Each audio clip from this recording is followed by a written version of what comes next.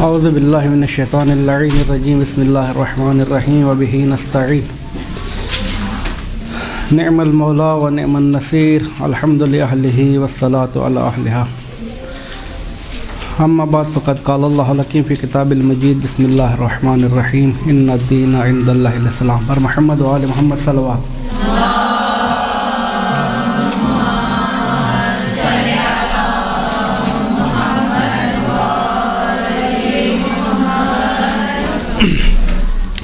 हमारी गुफ्तगू चली थी तशय्यो के बारे में कि मकतब अहल बैत जो है वो मकतब अहल बैत बेउनवान है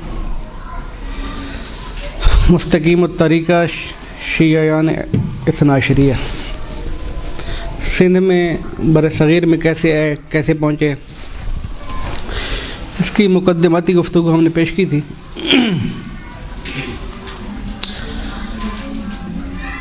इसी हवाले से हमने थोड़ी सी ये अर्ज़ किया था कि बरसग़ीर के अंदर शियत को फैलाने वाले शख्सियात जो हैं चंद किस्म की हैं। सवाल एक बनता है कि सरज़मीन बरसग़ीर के अंदर इस्लाम और तशय्यो कैसे फैला, एक उन्वान था। उसकी मुक़द्दिमाती हमने गुफ्तगू की और बताया था कि तशय्यो को तरवीज करने वाली यहाँ पर जो शख्सियात हैं या अफराद हैं, मुख्तलिफ़ गिरोह हैं। एक उलमा का गिरोह है, अहले कलम हज़रात का, लिखने वाला के जिन्होंने किताबें लिखी हैं, तबलीग़ें की हैं, उलमा कराम, शुअरा कराम, इस किस्म के अफराद हैं। एक सूफ़ियों का गिरोह है कि जो तफ़ज़ीली हैं, सूफ़ी लेकिन तफ़ज़ीली सूफ़ी हैं। एक तो मुनहरिफ सूफ़ी हैं, उनसे अहले बैत का कोई ताल्लुक़ नहीं है। एक तफ़ज़ीली सूफ़ी हैं। तफ़ज़ीली सूफ़ी कहते हैं कि जो हज़रत अमीर अल-मोमिनीन को शेखैन के ऊपर फ़जीलत देते हैं। कहते हैं कि भाई हम फ़िक्री तौर पे हैं तो सुन्नी, लेकिन अपने आप ये कहते हैं कि सुन्नी हम हैं, खुलफ़ाए चारों को मानते हैं, लेकिन अमीर अल-मोमिनीन जो है वो अबू बकर उमर के ऊपर, उस्मान के ऊपर फ़जीलत रखते हैं। असालतन उनके बाद दो शेख हैं, उनके ऊपर फजील, इनको कहते हैं तफ़ज़ीली गिरोह। तो ये सूफ़ी भी है और बाद इस्तिलाहात में, जिसको बहुत एक लंबा बहस हो जाएगी, कुतुब फ़िरक़ के अंदर जो है इनको तफ़ज़ीली शिया भी कहा गया है। ये तफ़ज़ीली शिया हैं और बाद इनको सुन्नी कहते हैं। पर एक अलग दास्तान है, लेकिन तफ़ज़ीली होने की वजह से उन्होंने अमीर अल-मोमिनीन की विलायत को तरवीज किया है। मोहब्बत अहल बैत, मोहब्बत अमीर अल-मोमिनीन को इस मंतक़े के अंदर तरवीज किया है, फैलाया है, तबलीग की है। तो ये कि उन्होंने ज़मीना बना दिया था। ख़ुद वो अफराद की जो कुछ हुकूमतें आई थीं, बेउनवान बादशाह थे, शिया बादशाह हैं। कुतुब शाहियों की हुकूमत शियों की थी, आदिल शाहियों की हुकूमत शियों की थी, गोलगंडा में हुकूमत शियों में थी, बीजापुर में हुकूमत शियों की थी, इधर जो है खुदा आपका भला करे आसिफ दौला की हुकूमत शियों की थी। तो ये शिया हुक्मरानों ने भी फ़िक्र अहल बैत को तरवीज करने की कोशिश की। ये सारी एक दास्तानें हैं कि जो अपने अपने मौके पर पेश की जा सकती हैं, लेकिन फ़िलहाल कि चूँकि जदीद मौजू आपने फरमा दिया आप लोगों ने, तो एक हम नए नुक्ते की तरफ जाते हैं। सरज़मीन हिंदुस्तान के अंदर पहले मुकदमे में मैंने अर्ज़ किया था कि एक कुफ़र मुल्क है, काफिर मुल्क है ये, और इस कुफ़र के अंदर जो है इस्लाम फैला, इस्लाम के अंदर तशय्यो फैली, और आज आसानी से आप लोग नमाज़ें पढ़ते हैं, ज़ियारतें करते हैं, सुकून से आज़ादारी करते हैं। तो इस चीज़ का एक सवाल है कि इसकी तरवीज कैसे हुई। तो हमारे मोहसिनीन वो कौन से हैं शख्सियात कि जिन्होंने मकतब अहल बैत को इस तरीके से हम तक पहुँचाया है, ये एक सवाल है। इस सवाल को तलाश करने के लिए अगर हम थोड़ा सा पीछे जाएं तो एक नुक्ते से हम आगाज़ करते हैं। वो नुक्ता ये है कि जब खुरासान के अंदर मशहद में शियत फैल गई थी, शिया हो गए थे सारे के सारे, फैली हुई थी शियत वहाँ पर, और शियत की तबलीग हो रही थी, शिया उलमा थे वहाँ पर। मावरा नहर एक इस्तिलाह है, जो इलाके हैं समरकंद, बुखारा, इस इलाक़ों के, यहाँ पर हुकूमत थी उज़्बकों की। उज़्बक उस ज़माने का एक हुक्मरान है अब्दुल्ला ख़ान उज़्बक। अब्दुल्ला ख़ान ये दुश्मन तशय्युअ है और इसने अपनी दुश्मनी के बिना पर उस ज़माने के दुश्मनान अहल बैत और दुश्मनान तशय्युअ ने फतवा दिया कि शिया जो हैं वो चूँकि हमारे सहाबा को नहीं मानते हैं, उनके अपने अपने अलहदा एतक़ाद आते हैं, ये काफिर है, इनका कत्ल वाजिब है। आजकल भी चल रही है। तो शियत के तकफ़ीर करने के बाद शियों के कत्ल होने के जब वाजिब होने का फतवा दिया मुफ्तियों ने उस ज़माने के, तो अब्दुल्ला ख़ान उज़्बक ने अपनी फ़ौज के ज़रिए से हमला किया खुरासान के ऊपर, मशहद के ऊपर। हज़ारों की तादाद में जो है अफराद को उसने शहीद किया, घरों को आग लगाई, माल लूटा। वहाँ पर एक आलिम बुजुर्गवार थे जिनका नाम है मोहम्मद रुस्तमदारी। रुस्तमदार एक इलाके का नाम है। तो वहाँ पर ईरान के अंदर जो है वो अमूमन जो है उलमा के नाम होते अपने इलाकों की वजह से होते हैं। उनका नाम है मोहम्मद है, रुस्तमदारी कहते हैं उनके अपने इलाके की वजह से। जैसे आपके सारे नाम सुने हुए हैं, इमाम खुमैनी। इमाम खुमैनी तो नाम नहीं है ना, रूहुल्लाह नाम है, खुमैन के रहने वाले हैं तो इमाम खुमैनी बन गए हैं। इसी तरीके से जो है खोई, खोई कोई नाम नहीं है, खोई इलाके का नाम है। तो जितने भी नाम हैं, हाशमी रफ़ीजानी, आगे सब्ज़वारी, आगे जंजानी, ये सारे के सारे ये सारे इलाकों के नाम से मरूफ होते। तो मोहम्मद रुस्तमदार के देहात के रहने वाले थे। तो उन्होंने एक ख़त लिखा। वो ख़त अब भी मौजूद है, छपा हुआ भी है, ख़ती नुस्ख़ा भी है। और अगर आप लोग उसका मुताला करना चाहें तो कादी नूरुल अशुस्त्री रिज़वानुल्लाह ताला अलैह ने अपनी किताब मजालिसुल मोमिनीन में वो ख़त कामिलन कोट किया है। 12 सफ़ों का ख़त है। वो ख़त लिखा उन्होंने अब्दुल्ला ख़ान उज़्बक को, और बात ये की कि आप लोगों ने हमारे यहाँ पर हमला करके शियायान अहल बैत का कत्लेआम किया है, सदात का कत्लेआम किया है आप लोगों ने। और ये सदात औलाद रसूल हैं और बाकी जो है वो अहल बैत रसूल को मानने वाली अफराद हैं जो सैयद नहीं हैं। तो सवाल ये है कि किस जवाद की बिना पर आपने सदात का और शियान अली का कत्लेआम किया है? हम अगर फ़लाँ को नहीं मानते हैं तो हमारे पास दलाइल हैं। हमने अहल बैत के मज़हब को कबूल किया है तो हमारे पास ये दलाइल हैं। लिहाजा उन्होंने अपने ख़त के अंदर शिया मज़हब की हक़ानियत के दलाइल दिए कि ये हमारे पास दलाइल 1 2 3 4 5 ये दलाइल है हमारे पास। इस दलीलों की वजह पर, इन अदिल्ला की बिना पर हम अहल बैत के मज़हब को कबूल किए हुए हैं। और ये हमारे पास दलीलें दूसरी हैं कि हम दूसरे मज़हब को कबूल नहीं कर सकते हैं।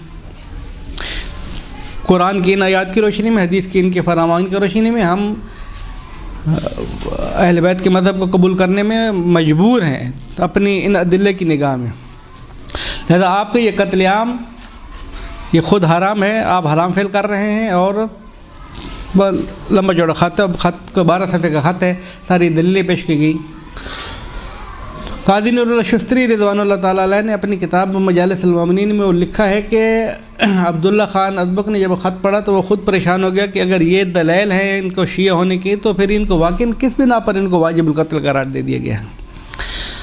वो ख़ुद बादशाह है ना, उसको तो पता नहीं चलता कि क्या हक़ है क्या बात है। उसको जो उलमा कह रहे हैं, मौलवी कह रहे हैं, उसी तरीके से वो चल रहा है।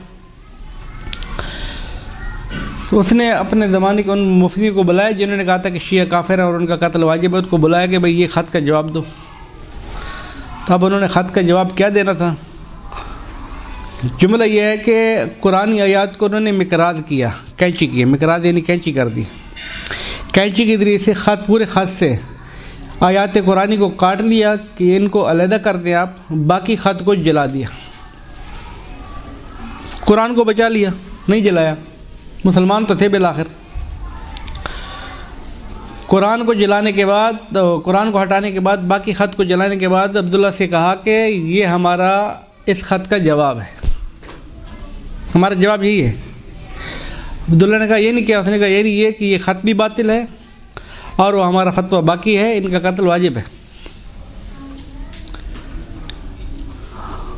वो ख़त, अब ये दास्तान को मैं यहीं पर रोकता हूँ कि आपको एक ज़मीन समझ में आ गया है कि 995 हिजरी के अंदर वहाँ पर ये दास्तान हुई।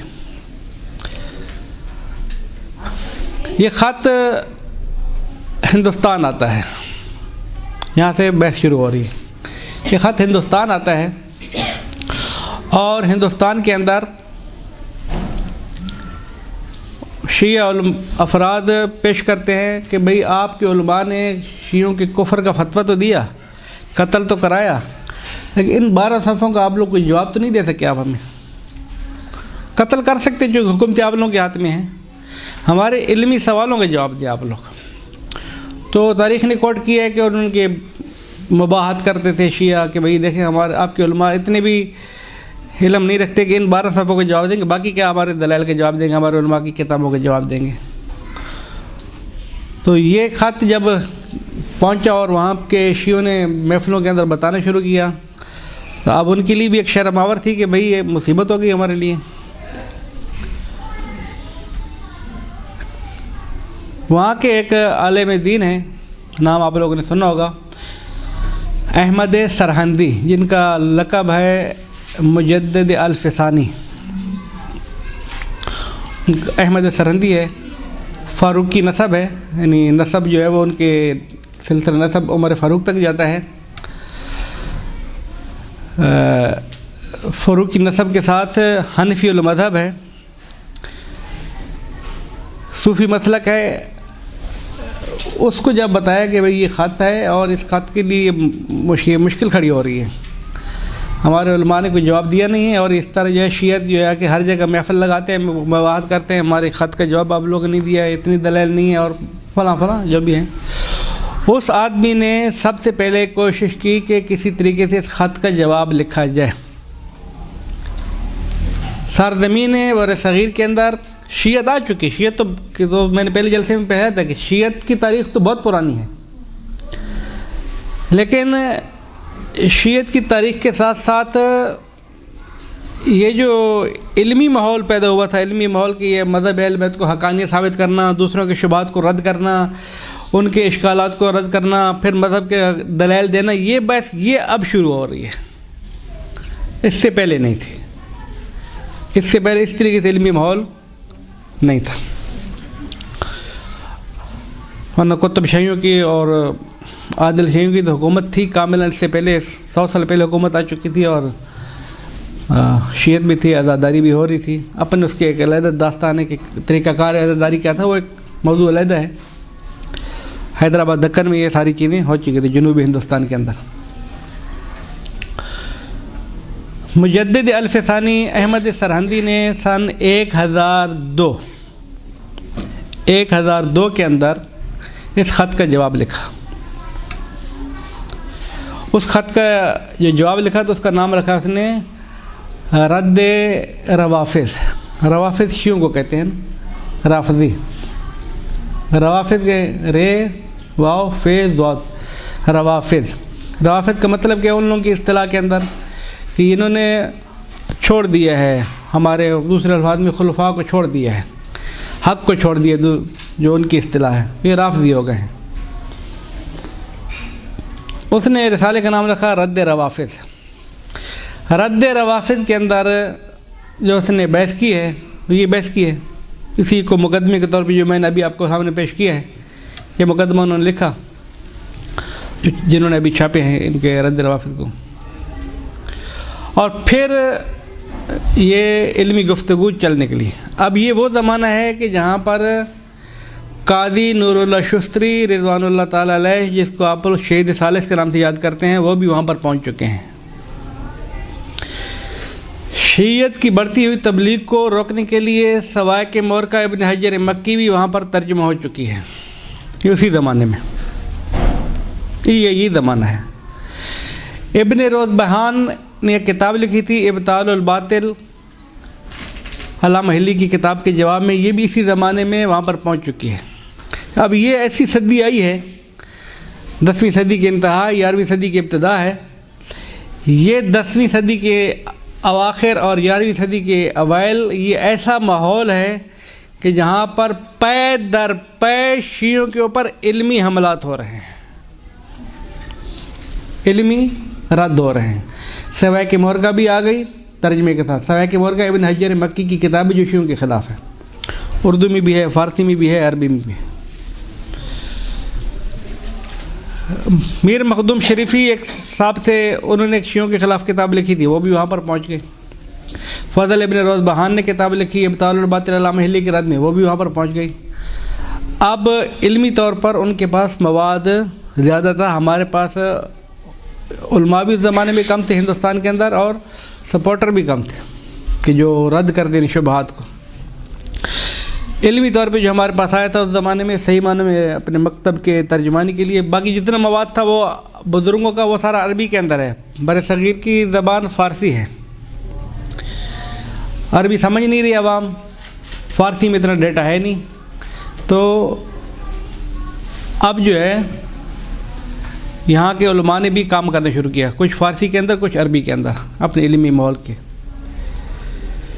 काज़ी नूरुल अशुस्त्री रिज़वानुल्लाह ताला अलैह ने जो 995 हिजरी में हिंदुस्तान दाखिल हुए थे, मैंने पिछले अर्ज़ किया था, 24 साल चीफ़ जस्टिस रहे हैं हिंदुस्तान के अंदर। तो 24 साल के अंदर तकरीबन 150 किताबें लिखी उन्होंने। हम 24 साल में 150 पढ़ नहीं पाते, उन्होंने 24 साल के अंदर 150 किताबें लिखी। ऐसे माहौल के अंदर के सुबह से लेकर शाम तक जो है वो काज़ी क़ुज़ा की कुर्सी पे बैठे हैं, फिर दरबार में हैं, उलमा की महफ़िल है, आखिर रात को कहीं मौका मिलता है तो अब जो है वो सैयद उठता है, पता नहीं किस ज़माने में सोते होंगे, किस ज़माने में वो दूसरी मसरूफ़ियत हो देगी। 24 साल के अंदर 150 किताबें लिखी, मकतब अहल बैत का दिफा किया, और इन सब किताबों के जवाब दिए जितनी भी आए थे।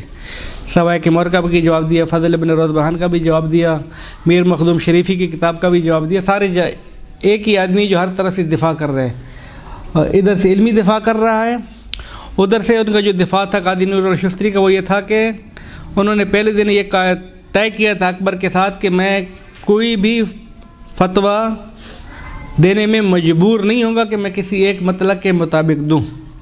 मैं फ़ैसला करूँगा लेकिन 4 मज़हब के मुताबिक फ़ैसला करूँगा, हनफी, मालिकी, शाफ़ी और हम्बली।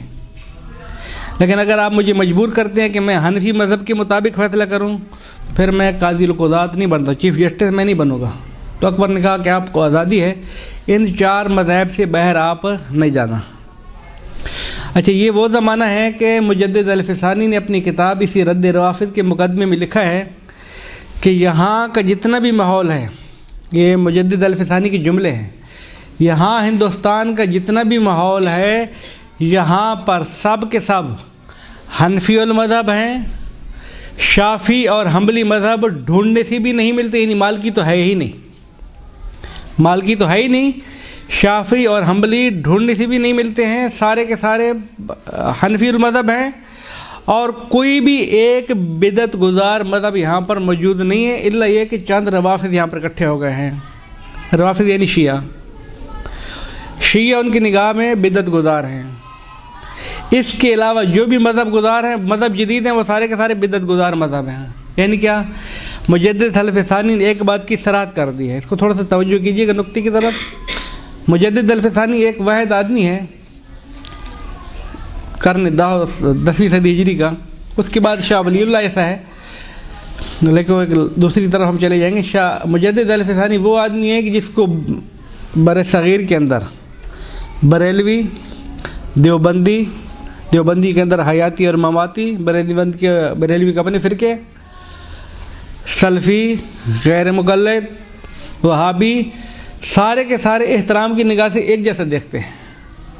इतना बड़ा उनका नाम है। ये मुजद्दिद ये कह रहा है कि इस वक्त इस मंतिक़े के अंदर, इस इलाके के अंदर सारे के सारे हनफी मज़हब हैं और कोई भी बिदत गुजार मज़हब यहाँ पर मौजूद नहीं है। शाफ़ी और हम्बली ढूंढने से भी नहीं मिलते हैं।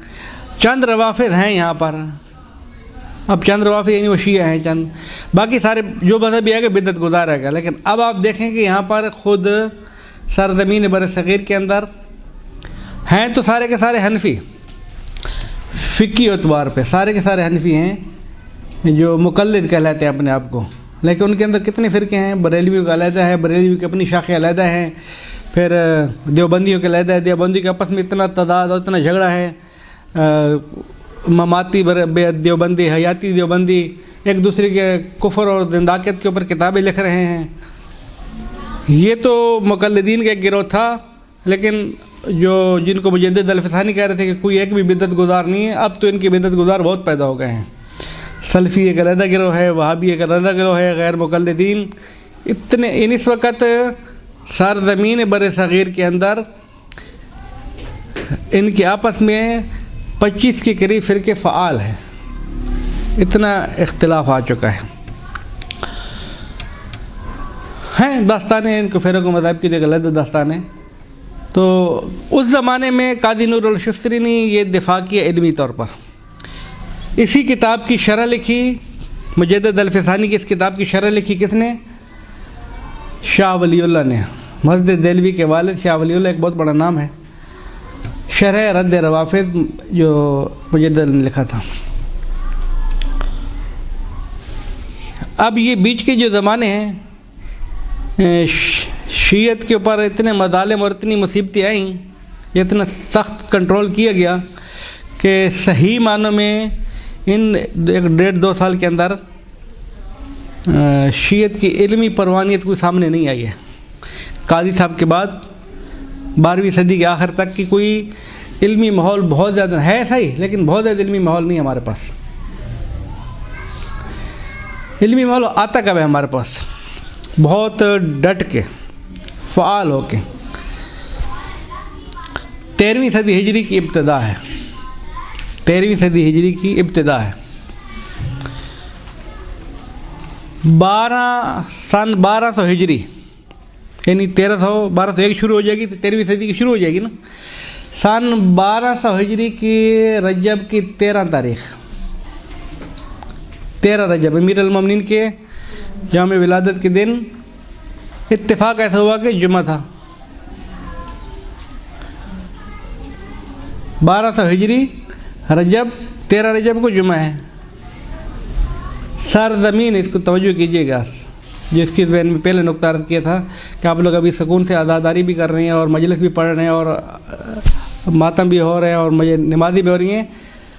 1200 हिजरी के रजब की 13 को बर सग़ीर के अंदर या मंतक़ा लखनऊ के अंदर शियों की सही मानों में पहली ईद नमाज जमात है। इससे पहले शिया नमाज़ें पढ़ते होंगे, शिया जो है तो नमाज़ें तो पढ़ते हैं, लेकिन शियों की नमाज जमात कभी नहीं हुई थी। ये पहली नमाज जमात है। 1431 से 41 चल रहा है, यानी आपकी बर सग़ीर की सही मानों में शिया नमाज जो जमातें हो रही हैं, आज से 241 साल पहले इसका पहला वजूद है। कोई ज़्यादा पुरानी नमाज़ें नहीं है हमारे पास। इस्लाम 1400 साल पुराना है। और इसी महीने 27 रजब को, इसी महीने 27 रजब को शियों का पहला जुमा कायम हुआ है। नमाज जुम्मे से पहले हिंदुस्तान में नहीं है। अब इसके एक नुक्ते की तरफ तवज्जो करिएगा कि हम कहाँ पर खड़े थे इस फ़िक्रे के बाद। फ़िक्रा क्या है? जब आग़ाए दिलदार अली ग़फ़रान मआब, अल्लामा ग़फ़रान मआब उनके नाम से मारूफ़ है, इनका पूरा ख़ानदान अल्हम्दुलिल्लाह इल्मी ख़ानदान है, इसको कहते हैं ख़ानदान इज्तिहाद। अल्लामा ग़फ़रान मआब ने जब कहा था कि मैं जुम्मा पढ़ाऊँगा, सन 1200 हिजरी के रजब के महीने में जुमा हो रहा है, तो शिया जो उस ज़माने में थे वो हाथ बांध के आगा साहब के सामने आ रहे हैं, आगा साहब जुमा नहीं पढ़ें, तवज्जो रखिएगा, जुमा ना पढ़ें, बाकी आप जो कुछ करते रहें, जुमा नहीं पढ़ें। आगा ने पूछा, आप तवज्जो करिए, नुक्ता है कितना ज़रीफ़ कि हमारे जहनों में क्या बिठा दिया गया है, हम कहाँ जा चुके थे। हम उनका माहौल ये बना हुआ कि हम शिये हैं, हम अली के मानने वाले हैं, लेकिन आप जुमा ना पढ़ें। ने कहा, भाई क्यों ना पढ़ूं, वजह क्या है?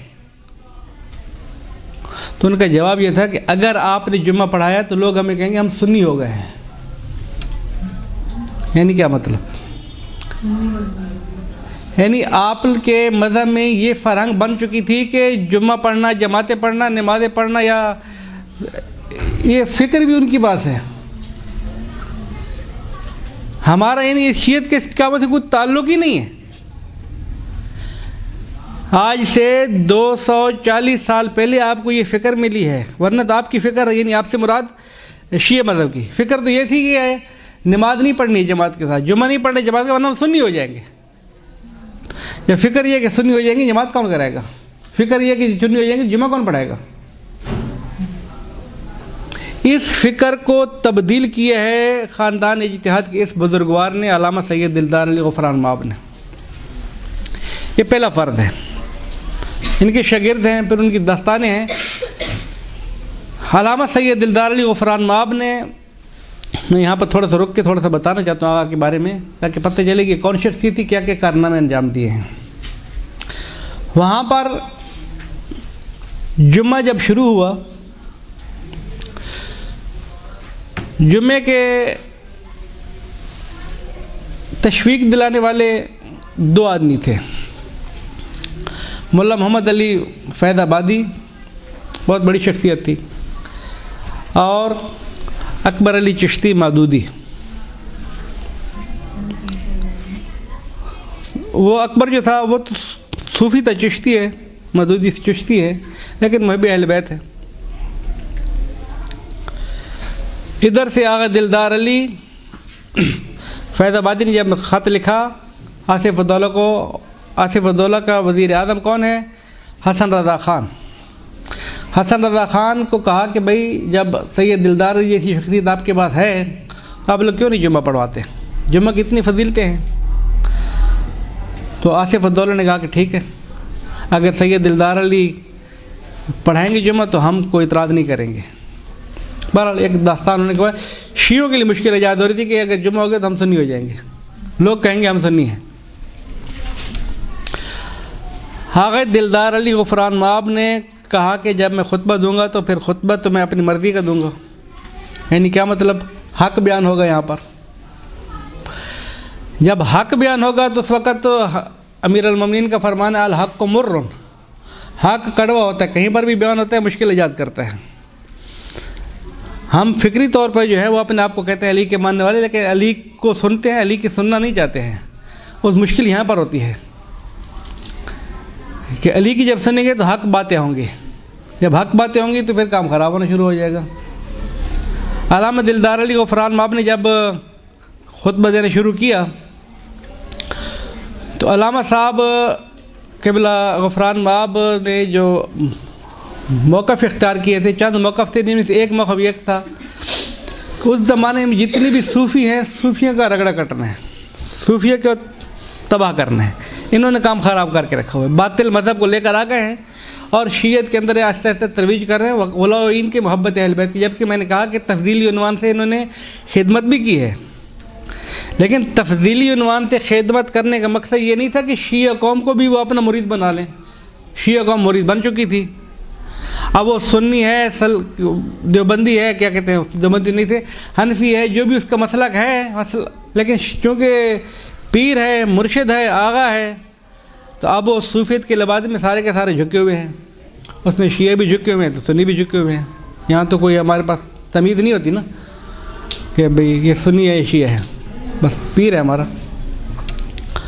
और वो पीर उसी जगह पे आके अपने अफकार को भी तरवीज करता है। फिर तो आगा दिलदार अली ने सबसे पहला काम ये किया कि मिंबर के ऊपर अलनी तौर पर सूफियत के ख़िलाफ़ तकरीरें करना शुरू कर दी।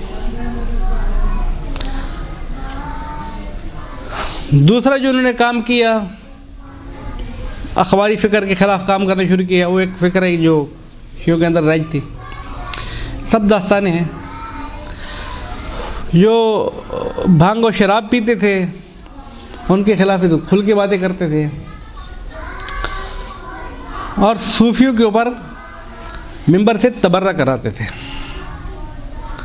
अब इतना डट के गुफ्तगू करना आगा की जान ख़तरे में थी।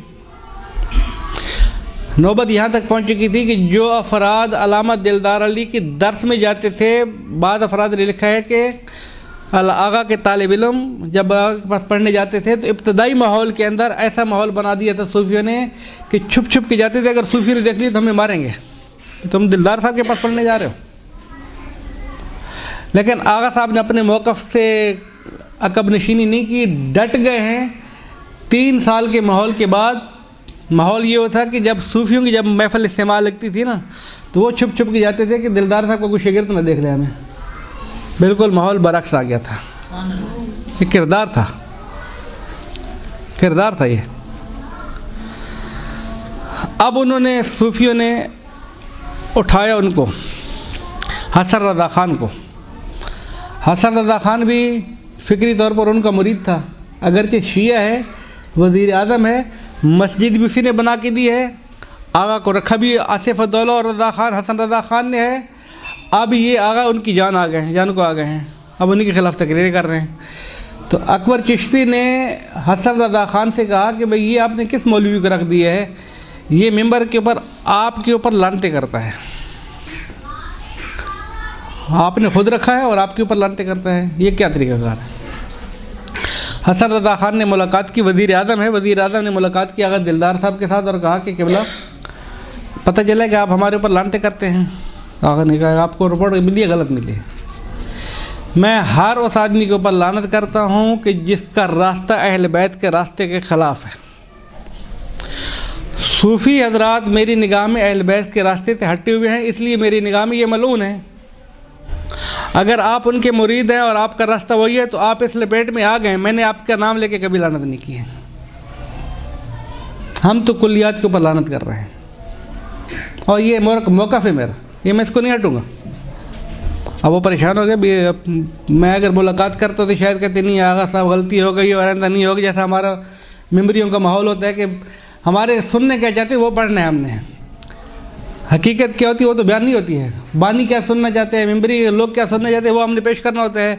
दिलदार साहब इस फिक्र के तो थे नहीं, उन्होंने धक कहना था। अब उनका रास्ता रोकने के लिए एक दूसरा तरीका इख्तियार किया गया। वो तरीका क्या था? वो तरीका इख्तियार ये किया उन्होंने कि आसिफ़-उद-दौला शिया हुक्मरान है, आसिफ़-उद-दौला, लेकिन बाद अफराद ने लिखा था कि वो भंग पीता था। आगा साहब इस किस्म के अफराद के खिलाफ भी तकरीर करते थे। आगा साहब को रोकने के लिए उन्होंने आसिफ़-उद-दौला की मिन्नत समाजित की कि क़िबला बात सुने, ये मौलवी हमें खा जाएगा, आप नमाज जुम्मा में जाके बैठें ताकि कुछ जो है वो हल्का हाथ रखे।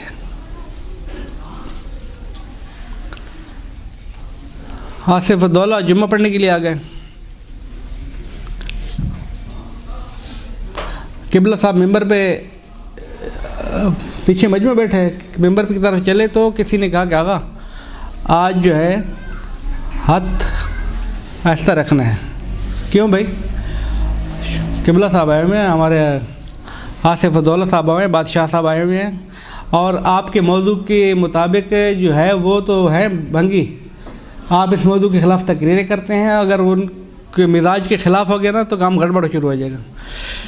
सैयद दिलदार अली गफ़रान माब रिज़वानुल्लाह ताला अलैह ने डट के कहा, खुदावंद क़ुद्दूस का लाख शुक्र कि मुझे वो दिन नसीब किया कि मैं वक्त के हाकिम के सामने हक़ बयान करूँ आज। और उन्होंने डट के तकरीर की। अब आसिफ़-उद-दौला जो है वो जितनी भी उसकी मकतब अहल बैत की खिदमत हों, बहुत खिदमत की, इसमें तो कोई शक नहीं। मैं उसकी जब खिदमत पेश करेंगे किसी मौके पर, बहुत खिदमत है आसिफ़-उद-दौला की शीयत और आज़ादारी को तरवीज करने में, लेकिन ये उनका किरदार था गलत। अब बादशाह है, बादशाह के चहीते अतराफ़ में बैठे हैं तो कभी जो है वो नियाम से तलवार निकलती है, कभी अंदर जाती है, कभी नियाम से तलवार लेके हमला कर देंगे, दूसरा यही करेगा तो मरने के लिए तैयार खड़ा है, लेकिन तलवार निकलती है अंदर जाती है, तलवार निकलती है अंदर जाती है। थोड़ी देर बाद उसने भी मगज़ ने काम किया, उसने खड़े हो गया, उसने कहा शरीयत में आप, मुझे पता है आप तकरीर जो कर रहे हो मजमे के लिए तो हर दफ़ा सुनती रहती, आज की तकरीर ये मेरे लिए है, मुझे पता चल गया। मैं इस जगह पर आपसे वादा करता हूँ, खुदा से वादा करता हूँ, आइंदा नहीं पीऊँगा।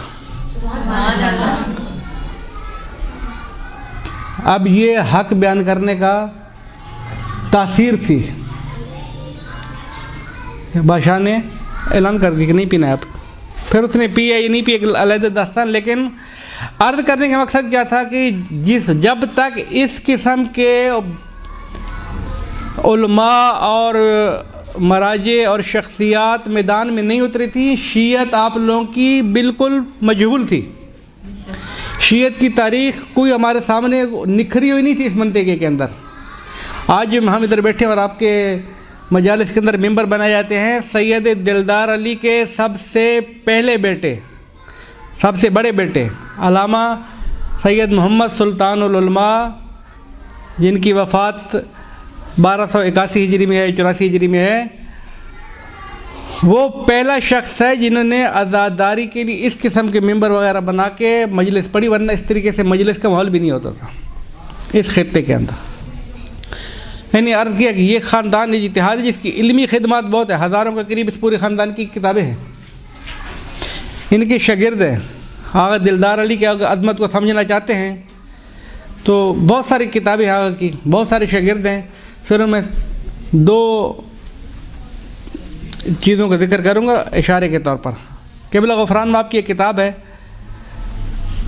इसका नाम है मिरातुल अक़ूल, मारूब इमादुल इस्लाम, 5 जिल्दें उसकी। फ़खरुद्दीन राज़ी की किताब है निहायतुल अक़ूल, उसका जवाब है। 5 जिल्दें हैं। तौहीद, नबूवत, अदल, इमामत, क़यामत के बारे में, असूल दीन के बारे में 5 जिल्दें हैं, बड़े साइज़ की। आगा सैयद अली नकी नक्कन साहब, आप लोगों ने नाम सुना होगा सैयद अली नकी नक्कन साहब का। नक्कन साहब का एक जुमला है कि आगा दिलदार अली ग़फ़रान माब बहुत सारे का खिदमत की है ना, बहुत सारी खिदमत हैं। ईरान के अंदर एक किताब छपी है आईना हक़नुमा, 2 जिल्दों के ऊपर, हर जिल्द तकरीबन 600-700 सफ़े की किताब है, 2 जिल्दों के ऊपर, जो इस बुजुर्गवार की हालात ज़िंदगी पर है। तो उनकी खिदमत तो बहुत है, आदमी हम सब इस शख्सियत के ऊपर पढ़े तो कम रह जाएगा। दिलदार अली साहब की एक किताब है जिसके बारे में अल्लामा सैयद अली नकी नक्कन फरमाते हैं कि अगर आगे दिलदार अली ग़फ़रान माब बर सग़ीर में मकतब तशय्युअ की कोई खिदमत न करते, कोई खिदमत न करते, ना शागिर्द परवरी करते, ना क्या नाम है और किताबें लिखते, ना हुकूमत किस तरह टक्कर लेते, ना इस तरह जो है नमाज जुम्मा का क़याम करते, ना इस किस्म की आज़ादारी की तरफ कोई खिदमत न करते, इल्मी तौर पर फ़कत इमादुल इस्लाम को शीयत के हवाले करके चले जाते, उनकी अज़मत के लिए और शीयत के फ़ख्र के लिए ये किताब काफ़ी थी। इतनी अजीम किताब है ये एक किताब है। और आगा के शागिर्दों की देखने लिस्ट तो शागिर्द तो बहुत ज़्यादा हैं, लेकिन उन शागिर्दों में से एक शागिर्द है जिसका नाम है सैयद मोहम्मद मुफ्ती कुली। सैयद मोहम्मद मुफ्ती कुली मूसवी ख़ानदान से तल्लुक़ रखते हैं। इसको कहते हैं ख़ानदान अबकात। ख़ानदान अबकात क्या मतलब? मुफ्ती कुली साहब के एक बेटे हैं अल्लामा सैयद मीर हामिद हुसैन मूसवी, इनके पोते हैं नासिर हुसैन नासिरुल मिल्लत।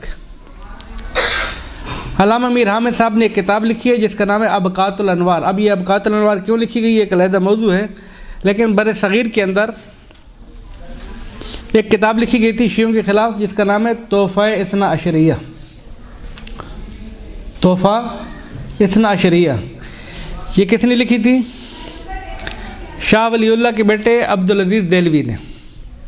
शाह वलीउल्लाह के बेटे अब्दुल अज़ीज़ देलवी ने किताब लिखी थी और इसका मुकदमे के ऊपर ये जुमला लिखता है, तवज्जो कीजिएगा। ये किताब लिखी जा रही है 1204 हिजरी के अंदर, 1204 हिजरी के अंदर। मैं अभी थोड़ी देर पहले अर्ज़ करके गया हूँ कि शीयों की पहली नमाज जमात है 1200 हिजरी के अंदर, ठीक है। 1204 हिजरी के अंदर ये तोहफ़ा इस्ना अशरिया शीयों के ख़िलाफ़ किताब लिखी जा रही है। वो मुकदमे में लिखता है, मुकदमे में लिखता है शाह अब्दुल अज़ीज़ देलवी कि ये मैं किताब इसलिए लिख रहा हूँ कि इस वक्त हिंदुस्तान का कोई ऐसा घर नहीं है, हिंदुस्तान का कोई ऐसा घर नहीं है जो या शिया ना हो चुका हो या शियों की फ़िक्र वहाँ ना पहुँच चुकी हो। 1200 हिजरी में पहली जमात हो रही है, शियों को इकट्ठा किया जा रहा है। जमात पढ़ो, क्या हो गया आप लोगों को?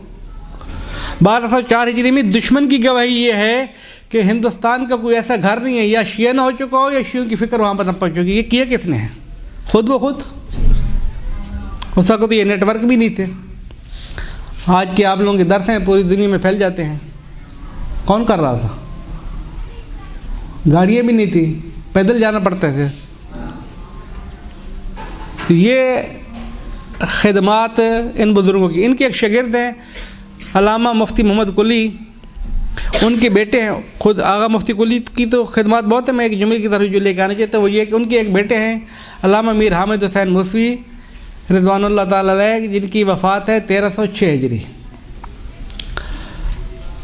उन्होंने किताब लिखी अबकातुल अनवार,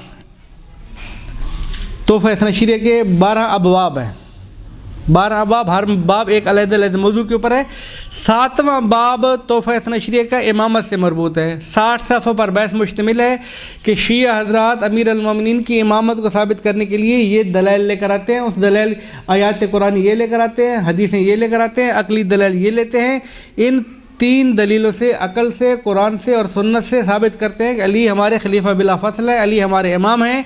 शाह अब्दुल अज़ीज़ देहलवी ने तोहफ़ा इस्नाशिरिया के 60 सफ़ों के अंदर गुफ्तगू करके ये साबित करने की कोशिश की है कि ये दलीलें काफ़ी नहीं करती हैं, अली को हम खलीफा बिला फ़स्ल नहीं मान सकते हैं। अगर दलाइल यही हैं तो बाकी दलाइल तो है ही नहीं।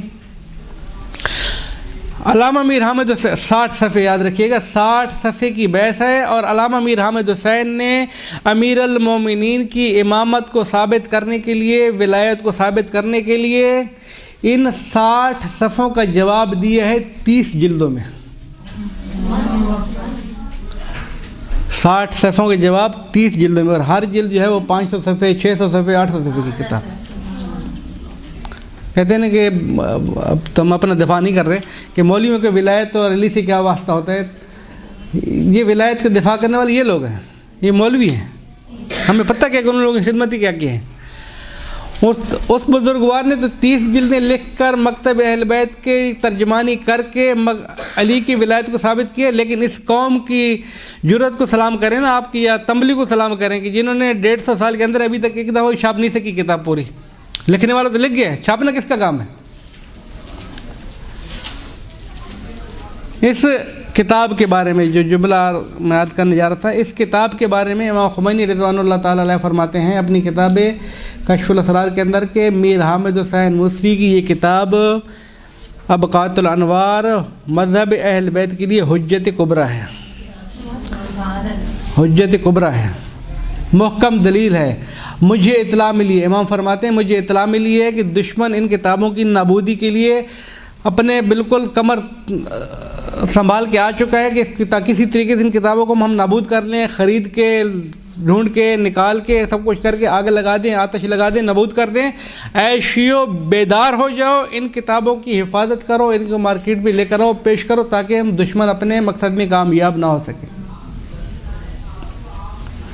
बर सग़ीर की सरज़मीन बर सग़ीर के अंदर इन उलमा ने तकरीबन 40,000 के करीब किताबें लिखी है और मार्केट खाली खाली है। एक किताब का जिक्र किया अभी तक मैंने। दुरूद पढ़े मोहम्मद वाले मोहम्मद।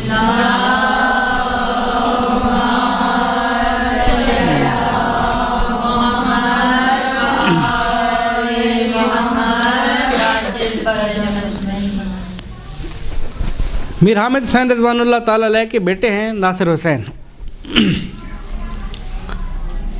जिनको आप लोग नासिर मिल्लत कहते हैं।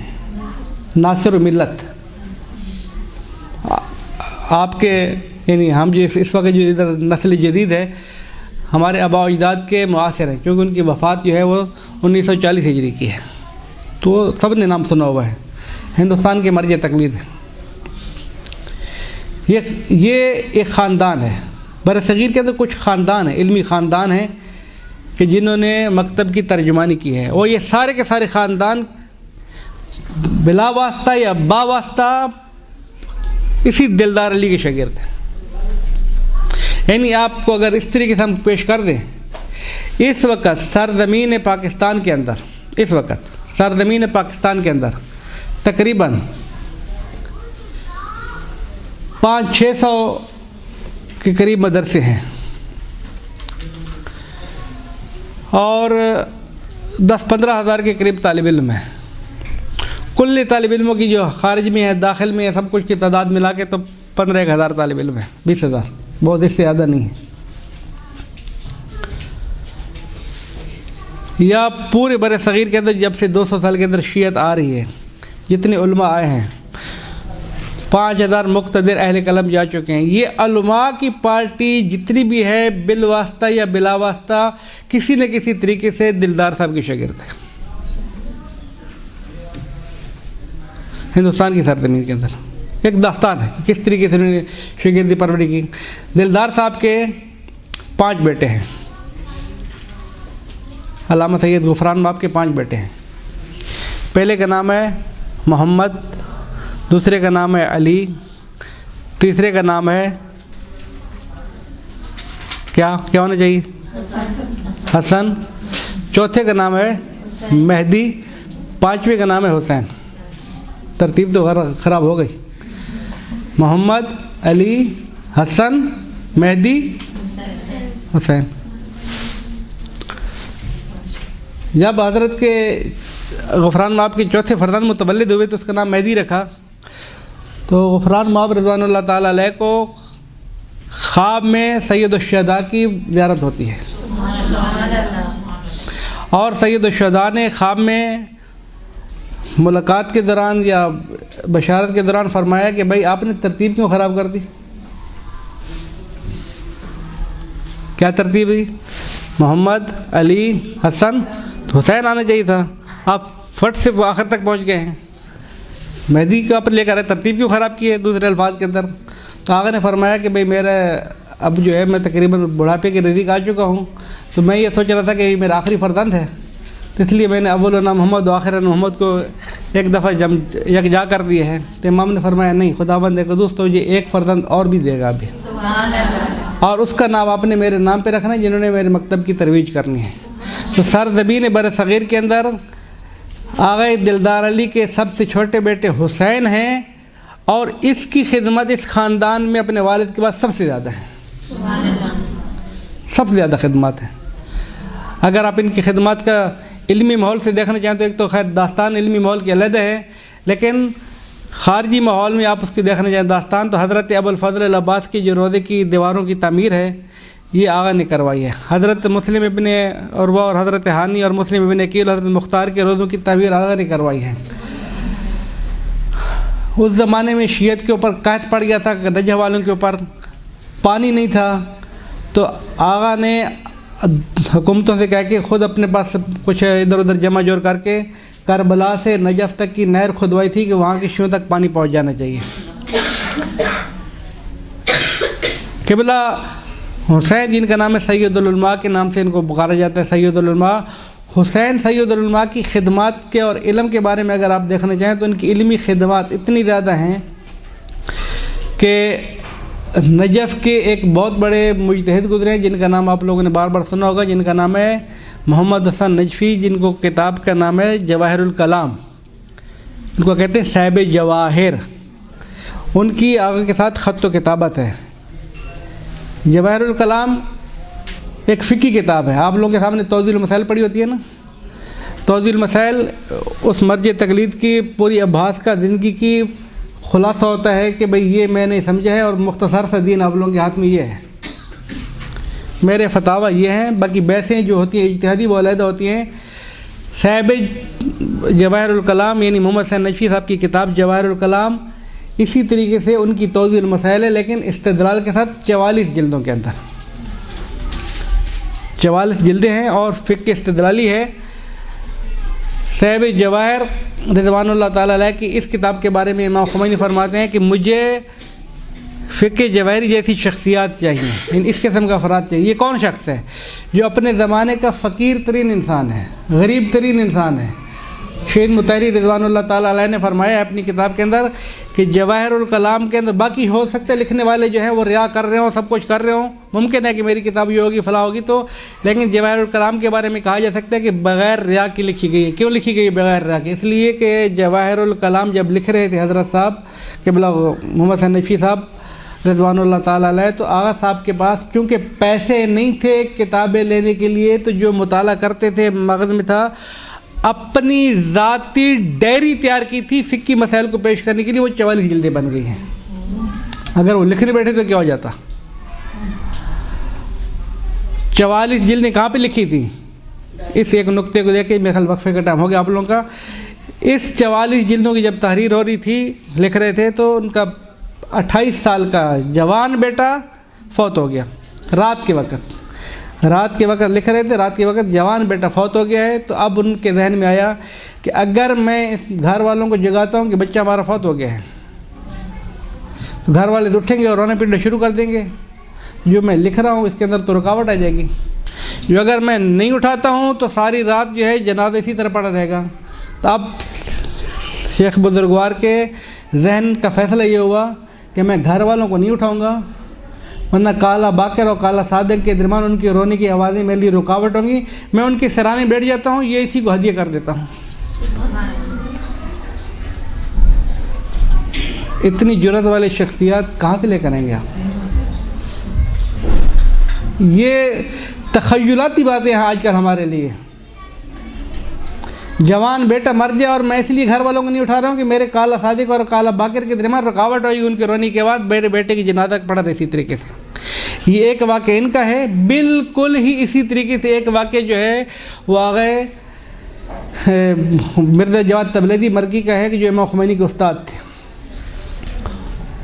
गदीर के दिन आगा के बेटा इंतकाल हो जाता है। गदीर का दिन है, आगा के बेटे का इंतकाल हो जाता है। आगा साहब हुक्म फरमाते हैं कि लाश को जो है वो ज़ेर ज़मीन में ले जाए, लाश ज़ेर ज़मीन में चली जाए। किसी भी जो मुजतहिद हैं, आलिम बुजुर्गवार हैं, वहाँ पर माहौल है कि भाई जो उलमा के घरों में जो है वो जाते हैं मुबारक देने के लिए। आज ईद का दिन, ईद गदीर का दिन है, मुबारक देने जाते हैं। तो आगा साहब ने फरमाया कि चूँकि आज अमीर अल मोमिनीन की इतनी बड़ी ईद का दिन है और आज विलायत का दिन है और शियों की बड़ी ईद है, अगरचे मेरा बेटा फौत हो गया है लेकिन इस ईद को मैं गमी में तब्दील नहीं होने दूँगा। जनाजे को रख दें, आने वालों को महसूस नहीं होना चाहिए कि हमारे घर में कोई गम हुआ है। उसी तरीके जिस तरीके से पहले आप लोग खुशियाँ मनाते थे, उनकी मेहमान नवाजी करें, खुशियाँ मनाएं, सब कुछ करें, ताकि आने वाले महसूस भी ना करें कि ये लोग परेशान हैं। मौला की खुशी का दिन है। ये वो मौका है कि जहाँ पर हमें आपको याद आना चाहिए कि हमारी खुशी में खुशी मनाओ, हमारी गमी में गमी मनाओ। हमारा सारा दिन उल्टा चल रहा है कि अपनी मर्ज़ी की हमारी खुशियाँ, अपनी मर्ज़ी की हमारी गमियाँ हैं। ईद के दिन हम 10वां मनाएंगे, हमने अपना घर लिया है। ये गलत तरीके हैं, ये बातिल की तरवीज है।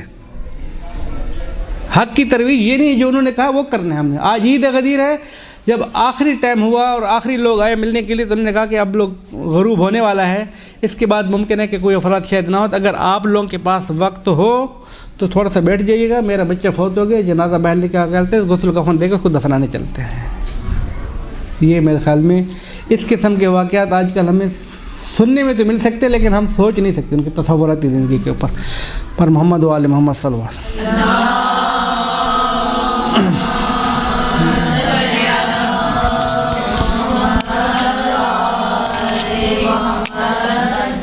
अऊज़ु बिल्लाहि मिनश शैतानिर रजीम, बिस्मिल्लाहिर रहमानिर रहीम, व बिही नस्तईन, निअमल मौला व निअमन नसीर, अल्हम्दुलिल्लाहि वस्सलातु अला अहलिहा। अम्मा बाद फ़क़द क़ाल अल्लाहु लकीम फ़ी किताबिल मजीद, बिस्मिल्लाहिर रहमानिर रहीम, इन्नद दीन इंदल्लाहिल इस्लाम। बर मोहम्मद व आले मोहम्मद सल्लल्लाहु।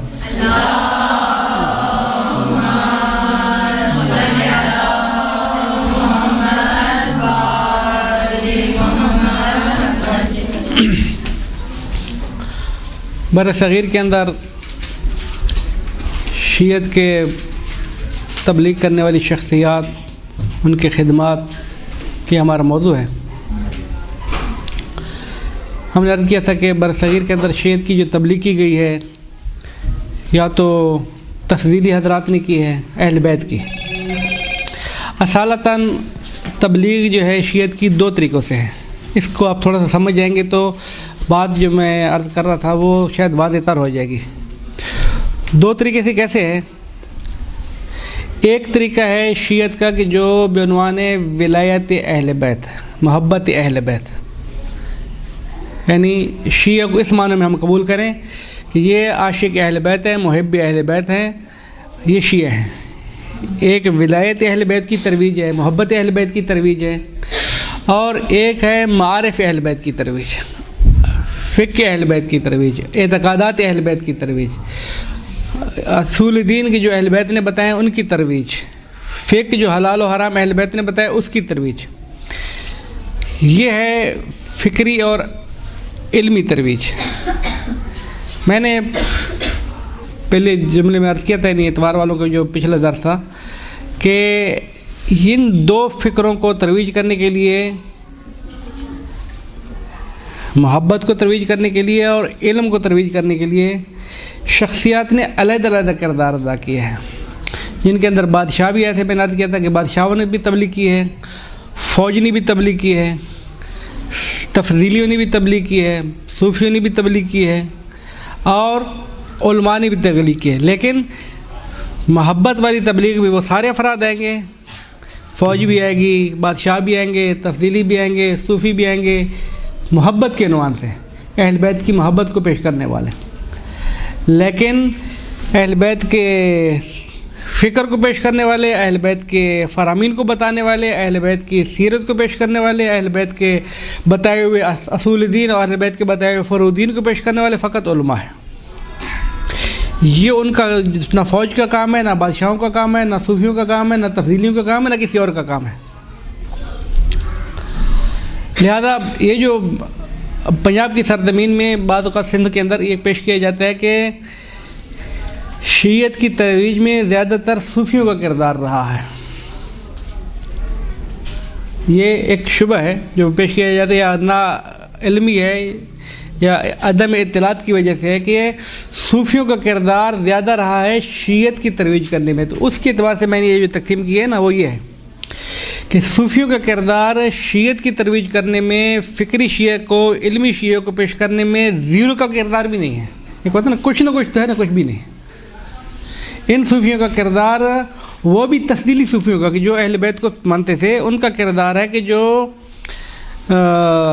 अहल बैत की मोहब्बत को पेश कर रहे हैं, ये उनका एहसान है। हम ये नहीं कह रहे उनका कोई किरदार नहीं, किरदार है, लेकिन मजबूरी उनकी क्या थी, क्योंकि आप तसव्वुफ़ के जितने भी सिलसिले लेकर आएंगे तो उनके सिलसिला की आखिरी कड़ी जो होती है हज़रत अमीर अल मोमिनीन तक जाके मिलते हैं किसी न किसी तरीके से। तो उस एतबार से जब उनका कुतुब और आखिरी जो है वो वली अमीर अल मोमिनीन है, तो उनकी मोहब्बत उसने पेश करनी है। बात है कि जो सिलसिला अपना नसब खलीफा अव्वल तक ले जाते हैं, लेकिन उनकी तादाद एक अलग है, महदूद सी है। तो ये पेश करके इस तक़सीम को सामने रख कर अब हम थोड़ा सा एक नुक्ता की तरफ आते हैं कि मैंने एक अर्ज़ किया, थोड़ा सा मिसाल दी कि फ़िक्री तौर पर अहल बैत की तरवीज करने वालों में इन उलमा का किरदार है, जिनकी मैं भी मिसालें दे रहा था। और ये उलमा कराम हमारे माशाल्लाह हज़ारों की तादाद में हैं। एक एक के बारे में गुफ्तगू करें तो कई वक्त चाहिए।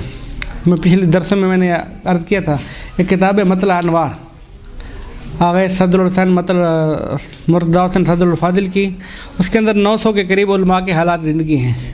एक किताब है तज़किरा बी बहा, ये भी उलमा के हालात ज़िंदगी हैं। एक किताब है तज़किरा उलमा इमामिया पाकिस्तान, पाकिस्तान के शी उलमा के बारे में है।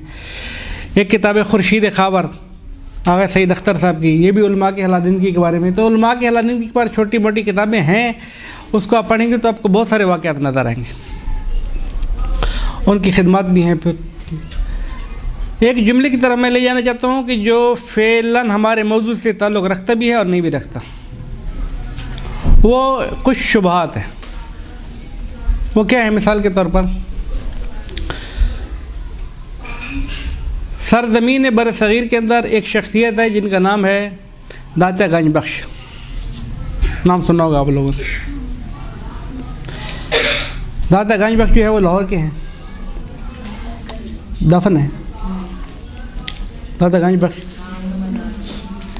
बहुत बड़े सूफ़ी हैं, उनकी किताब है कश्फुल महजूब, इरफ़ानी हजरात की जो है बेहतरीन और सूफ़ी और तसव्वुफ़ की बेहतरीन किताब है। मैंने पिछले दर्स में एक जुमला अर्ज़ किया तो उसकी थोड़ी सी तशरीह करूँगा कि वो ये कि बाज़ औक़ात इतनी झूठी बातें होती हैं कि जिनका हकीकत से कोई ताल्लुक़ नहीं होता है, लेकिन वो हक़ाइक़ बन के सामने आती हैं,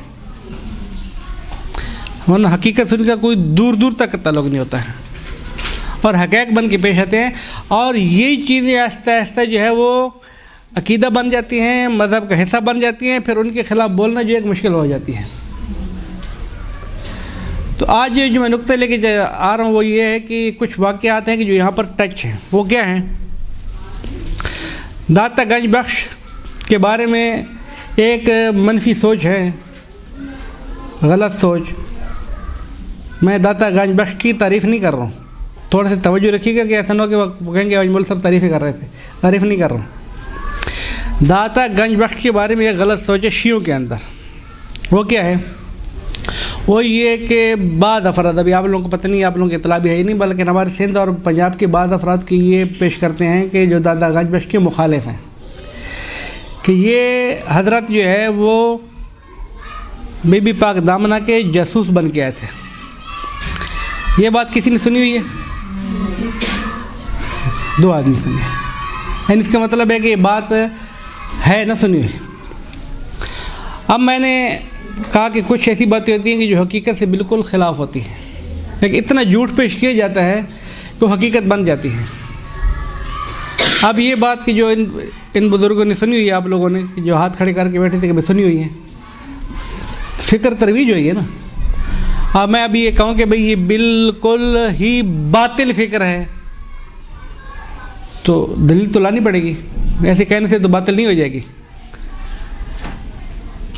बातिल फ़िक्र है, और जब मैं आपको पेश करूँ तो आप समझेंगे कि घड़ने वाला कौन सा पागल इंसान था, इसको घड़ा कैसे गया। फिर बीबी पाक दामना के बारे में क्या मशहूर है? क्या मशहूर है?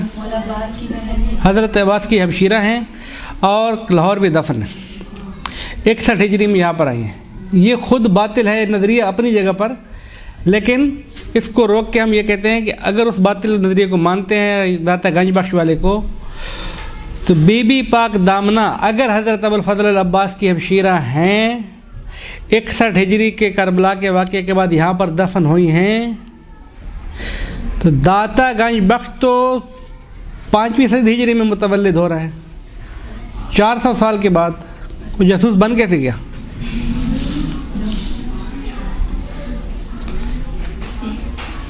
ये सवाल है ना। जब हमने नज़रिया कबूल कर लिया कि दाता गंज बख्श को शिया इसलिए नहीं मानेंगे, नहीं मानते शिया, दाता गंज बख्श को शिया नहीं मानते। शिया इसलिए नहीं मानते हैं कि ये बीबियों का जासूस बन के आया है। मैं तो ये तो नहीं कह रहा हूँ कि आप मानो, लेकिन असल दलील से मानो ना। गलत नज़रिया पेश करके क्यों माना जा रहा है? दाता गंज बख्श को बीबी पाक दामना का जासूस बता के उसके से नफरतें दिलवाना, ये तो फिर गलत बात है। कि जो आदमी आपसे वो कहेगा कि भाई आपको कौन से मोहल्ले में आप लोगों के, भाई जो 400 साल के बाद आदमी पैदा हो रहा है, वो 61 आदमी का जासूस कैसे बना? तो ये तो बात कुल्ली तौर पे गलत हो गई कि वो जासूस तो नहीं है। फिर हम मानते हैं ना? मानते भी नहीं। हम नहीं मानते हैं, लेकिन इस वजह से नहीं कि जासूस था, उसकी वजूहात कुछ और है। वो फ़िक़्ह अहल बैत से ताल्लुक़ नहीं रखता है, वो हम्बली मसलक का है। उसका अहल बैत से को जिसका इरफान इस हद तक पहुँच गया कि वो खुदा से मुलाकातें करता है और खुदा और मिराज पे पहुँच रहा है और दूसरों को मिराज करवा रहा है, उसको आज तक ये मिराज नहीं हो पाई कि मज़हब अहल बैत अली वाला हक़ है या मावी वाला हक़ है। तो ऐसे को मानने का फ़ायदा क्या? वो इमामुल आरिफीन बना हुआ है जिसकी मार्फत अभी तक ये समझ नहीं आ रही कि अबू हनीफा हक़ पे है या हम्बल हक़ पे है या इमाम सादिक हक़ पे है, तो उसकी इमामुल मार्फत का फ़ायदा क्या है? हम उनके फ़िक्री इनहराफात की वजह से उन लोगों को नहीं मानते हैं, क्योंकि वो अहल बैत के दर से दूर हैं, उनकी तालीमात अहल बैत के दर से दूर हैं। और हर वो शख्स, हर वो एक कायदा कुली है हमारा, यानी शियत का कायदा कुली है, हर वो शख्स, हर वो आलिम, हर वो सूफ़ी, हर वो आरिफ, हर वो मुबल्लिग, हर वो ख़तीब, हर वो ज़ाकिर कि जिसकी फ़िक्र तालीमात अहले बैत से हट के होगी, वो मुनहरिफ भी है, गलत भी है, बातिल भी है, नाकाबिल पैरवी है, नाकाबिल अतात है। हमारा कायदा कुलिया ये है कि जो अहल बैत के दर पे आ जाए और अहल बैत की बताई हुई तालीमात को बताए, वो हमारे लिए काबिल एहतराम भी है, काबिल पैरवी भी है और काबिल इत्तिबा भी है। अहल बैत से हट गया, हमारा उससे कोई वास्ता नहीं है। अब वो कितने बड़े इरफान पे चले जाए। इनके अब्दुल कादिर गिलानी जो हैं, महबूब रब्बानी के नाम से इनका लक़ब है, ये तो मेराज में भी जाता है, खुदा से गुफ्तगू भी करता है, खुदा से खलवत में इसकी महफिल भी लगती है। यानी ये पूरी कायनात में से एक वाहिद आदमी है अब्दुल कादिर गिलानी, जो बगदाद में दफ्तर है। अब्दुल कादिर गिलानी जिसको कहते हैं, गिलानी कहते हैं, 11वीं सरकार। ये जब चाहते खुदा से मुलाकात करता है। हमारे यहाँ तो जो पागल जब चाहते हैं इमाम ज़माना से मुलाकात करता है। वो जब चाहते हैं खुदा से मुलाकात करते हैं, उसका कितना मकाम बुलंद हो गया। सुन्नी है, हम्बली है, गौस आज़म, वही गौस आज़म जिसे कहते हैं आप लोग, 11वीं सरकार। सर इन लोगों के वो जो बने हुए जो होते हैं नेट पे देखें शजर, वो तो इमाम हसन तक शजर हैं, हसनी अपने आप को लिखते हैं, वालदा की तरफ से हुसैनी है, वालिद की तरफ से हसनी है, दो तरफा सैयद भी है। वो ये जिलानी सैयद हमारी तहकीक के मुताबिक सैयद नहीं, लेकिन उनका नस्ल तो जो पेश किया जाता है सैयद है, जो पेश किया जाता है। मैं वो बार बार कर रहा हूँ, एक दफ़ा हकीकत होती है, एक दफ़ा पेश की जाती है। ये मेरा नुक्ते इसी नुक्ते के आगाज़ के ऊपर है कि दातागंज में हम नहीं मानते, हमारे अफराद नहीं मानते हैं, क्योंकि बीबियों के जासूस है, ये पेश किया जाता है। हकीकत ये नहीं है। अब्दुल कादिर गिलानी को सैयद बनाकर पेश किया जाता है, हकीकत सैयद नहीं है, लेकिन सैयद के उन्वान से पेश किया जाता है। क्या फरमाया? मशहूर है कि वो 11वें इमाम को मानने वाले, और जो 11वीं की न्याज़ दिलाते हैं वो इस वजह से 11वें इमाम के नाम। अगर ये बात भी अगर मशहूर हो कि 11वें इमाम को मानने वाले हैं, तो फिर भी बातिल, हमारे तो 12 इमाम हैं, हम तो 11 को नहीं मानते। आप में से कोई है जो 11 को मान के 12 को ना मानता हो? जबकि ऐसा नहीं है।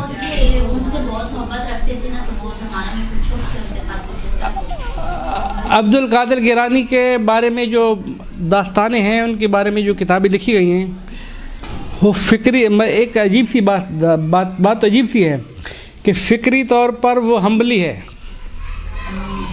अहले सुन्नत के 4 मज़हब है ना, हनफी, शाफ़ी, मालिकी, हम्बली। आप इनके अक़लों के ऊपर आप सलवात पढ़ना चाहें तो बहुत अच्छा हो जाएगा कि वो फ़िक्री तौर पर अब्दुल कादिर गिलानी हम्बली है। एक नुक्ता याद रखिएगा, वो कहता है कि काबिल तकलीद अगर कोई शख्स है तो इमाम अहमद बिन हम्बल है। अबू हनीफ़ा को वो काबिल तकलीद कबूल नहीं करता, हम्बली है। अब्दुल कादिर गिलानी के जितने मुरीद हैं सरजमीन हिंदुस्तान के अंदर, 11वीं शरीफ वाले, बरेलवी, देवबंदी, जो भी सारे के सारे, उसके जितने भी मुरीद हैं सारे के सारे हनफी हैं। कि अक्ल कितनी तादाद है हमारी। वो खुद हम्बली है, कहते हैं अबू हनीफ़ा काबिल इत्तिबा नहीं है, दूसरे अल्फाज में हम्बली है, हनफी के कबूल नहीं करता, हम्बली मानता है अपने आप को। और जो उसकी पैरवी करने वाले हैं वो सारे हनफी हैं। आप जिसको इमाम मानते हो वो उसको ठुकरा रहा है, और जिसको आप गौस मानते हो, सब कुछ मानते हो, वो आप उसकी पैरवी भी कर रहे हो। यानी आप अपनी फ़िक्र के अंदर कितने मुतदाद हैं। हकीकत ये है कि यहाँ पर वो चीज़ें मुश्किल आ जाती हैं, क्योंकि पेचीदा मिसाल हैं कि जो आवाम के ऊपर इतनी गलत मशहूर सही बातें राइज हो गई हैं, कुछ समझ ही नहीं आता उन लोगों को कि हो क्या रहा है हमारे साथ। बेऐन ही इसी तरीके की तरह, इसी तरह जिस तरीके से अहले सुन्नत वालों को समझ में नहीं आ रहा ना, कि जिस हम्बली को अपना इमाम मानते हैं वो आपके हनफियों का दुश्मन है, लेकिन उनको मानने वाले, उसकी पैरवी करने वाले 11वीं सरकार और गौस आज़म मानने वाले सारे के सारे हनफी हैं। अब अगर हमें पता चले तो हम कहेंगे तो पागल लोग हैं। इसी तरीके से शियत के साथ भी हो रहा है, जो मैं असल मौजू की तरफ आना चाहता था। इसी तरीके से शियत के साथ भी हो रहा है कि शियत को भी कुछ ऐसी बातें बताई जा रही हैं। इसी सरजमीन बरसगीर की बात हो रही है, फिर बाहर हम जाएंगी नहीं। सरजमीन बरसगीर के अंदर शियत को ऐसी बातें बताई जा रही है जो शियत से कोई ताल्लुक़ नहीं होता, लेकिन वो एक असल मुसल्लम के तौर पे पेश की जाती है, और ऐसा पेश किया जाता है कि जैसे अब उसका इनकार जो है कुफ्र हो जाएगा। बेअनवान मिसाल ये एक वाक़या, बाकी बहस हम करते चले जाएंगे आहिस्ता आहिस्ता। हज़रत बीबी पाक दामना लाहौर में दफन है, उनके मसाइब भी पढ़े जाते हैं, उनके बेटों की वफ़ात भी पढ़ी जाती है, शहादत भी पढ़ी जाती है, सारे किस्से कहानियाँ भी पेश की जाती हैं। पहली बात तो ये है, यानी इल्मी तौर पर मैंने अर्ज़ किया था कि बाद औक़ात बात को पेश करना ख़तरनाक हो जाता है, लेकिन थोड़ा सा तहम्मुल करें आप लोग। इल्मी तौर पर हज़रत रुक़ैया हज़रत अब्बास की हमशीरा नहीं है। पहली बात ये गलत है, हज़रत अब्बास की हमशीरा नहीं है। वैसे हमशीरा तो है, हज़रत अमीरुल मोमिनीन की बेटी तो हमशीरा तो है। जो ये कहते हैं ना कि हज़रत की वालदा भी एक थी, वालदा एक नहीं है। हज़रत रुक़ैया के जो भाई हैं, असली भाई इनकी वालदा एक है, उनका नाम उमर है। उमर वो उनके बेटे हैं, हज़रत रुकैया के सगे भाई हैं। हज़रत अबुल फज़ल अल-अब्बास की कोई हमशीरा है ही नहीं, 4 भाई हैं।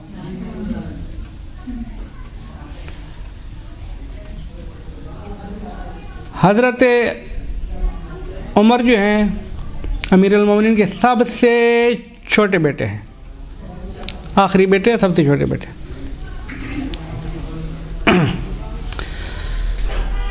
एक दास्तान थोड़ी सी टेढ़ी आ रही है अभी, आहिस्ता आहिस्ता नाम आगे तो थोड़ा सा बता दूं कि शायद आप लोगों के काम का ना हो, तो लेकिन चूँकि बात आगे तक चली जाएगी तो थोड़ा सा एक फ़िक्र को याद रखें।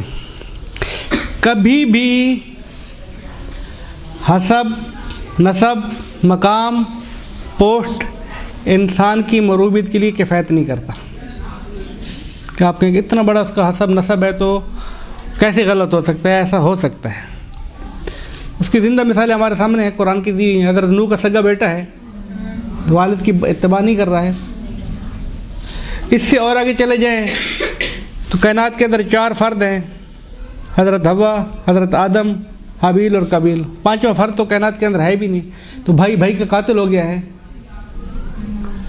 काबील ने हाबील को कत्ल कर दिया 4 आदमियों की मौजूदगी में। आज भी इस वक्त भी कि जहाँ पर पत्नी दुनिया हैवानियत में कहाँ पर पहुँच चुकी है, भाई भाई को कत्ल करता मुश्किल लगता है।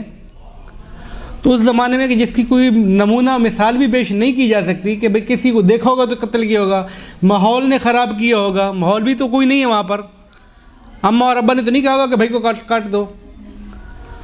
और काटने के बाद, कत्ल करने के बाद तरीका भी पता नहीं चल रहा कि दफनाया कैसे जाए। कुरान, अगर ये कुरान न बताता तो शायद ये किस्सा होता कि हमारी बहन तो कबूल नहीं कर सकती कि जब वो लाश को, अपने भाई की लाश को कंधे पे लेट के घूम रहा है इधर उधर, तो फिर कुरान ने कहा कि हमने भेजा उसको, गुराब को भेजा, कौवा आया, कौवे ने एक कौवे को दूसरे को मारा, फिर कौवे ने मार के कब्र खोदी, उसको फिर दफनाया। उस वक्त उसको समझ आया कि लाश को कैसे दफनाया जाता है।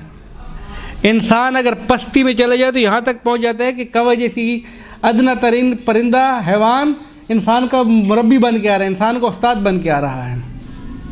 तो इंसान की पस्ती यहाँ तक जा सकती है, तो इंसान है। लिहाजा इंसान अगर पस्ती में चला गया तो जा सकता है, उसको कोई रोकने वाला नहीं है। इन्ना हदैना सबीला इम्मा शाकिरन व इम्मा कफूरा, खुदा ने वादे कर दिए, मैंने आपको 2 रास्ते बता दिए हैं, अब शुक्र इख्तियार करो, कुफ्र इख्तियार करो, मर्जी आपकी है, हमने रास्ता बता दिया है। लिहाजा हक इख्तियार करना या बातिल इख्तियार करना, ये सामने आने के बाद बंदे के इख्तियार में आ चुका है। माहौल ने ख़राब कर दिया, ज़बान ने ख़राब कर दिया, दोस्तों ने ख़राब करते हैं, ऐसा नहीं कि नहीं करते। माहौल भी ख़राब करता है, ज़माना भी ख़राब करता है, बेटे भी ख़राब करती है, दोस्त अहबाब भी ख़राब करते हैं। हत्ता की बात का को तो ये भी नेसेसरी कुरानी आ गई ना, कुल औज़ु बिरब्बिन्नास मालिकिन्नास इलाहिन्नास मिन शर्रिल वस्वासिल खन्नास अल्लज़ी युवस्विसु फ़ी सदूरिन्नास। वो खन्नास के जो लोगों के दिलों में वसवसा डालता है, वो कौन है? मिनल जिन्नत वन्नास, वो जिन्नों में से होगा या ना लोगों में से होगा। तो लोग वसवसे तो डालते हैं, तो नेसेसरी आ गई है। जब वसवसा डालेगा तो माहौल ख़राब होगा। ये वसवसा डालने वाले बहुत सारे तरीके से हो सकते हैं, उस्ताद के तरीके भी हो सकता है, शागिर्द की भी हो सकता है, बीवी बन के आ सकती है, शौहर बन के आ सकता है, भाई बन के आ सकता है, बाबा बन के आ सकता है, बहुत तरीक़ों से आ सकता है कि किसी तरीके से वसवसा डाला क्यों जाता है। वसवसा फ़कत और फ़कत एक ही वजह से डाला जाता है कि इस आदमी को मैं किसी तरीके से अपना बना लूँ।